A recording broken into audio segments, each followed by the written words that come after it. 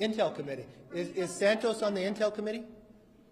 Am I allowing Schiff to be on other committees? Go right ahead. Respectfully, thank you. Because you have direct power over who goes on the intelligence committee, you also will be able to raise for your full House, taking off other Democrats, perhaps Representative Omar. But you said that lying to us is something that means you should be removed from the intelligence committee. But why is it not a factor? Well, let me be very. This is a man who should not be on committee, something you do have power over. He's gotten elected by his district, so. Okay, let me be very clear and respectful to you. You ask me a question. When I answer it, it's the answer to your question. You don't get to determine whether I answer your question or not, okay? In all respect. Thank you. No, let's answer her question. You just raised a question. I'm going to be very clear with you. The Intel committee is different. You know why?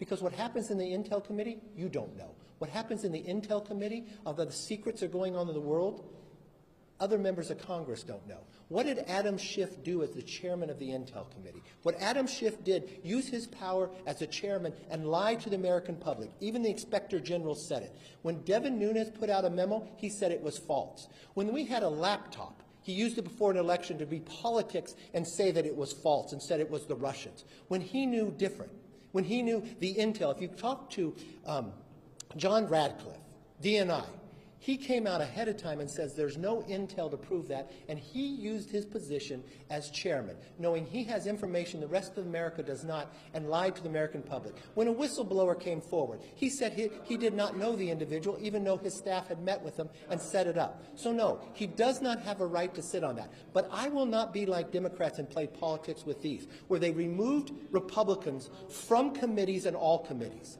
So yes, he can serve on a committee, but he will not serve on Intel because it goes to the national security of America. And I will always put them first, all right?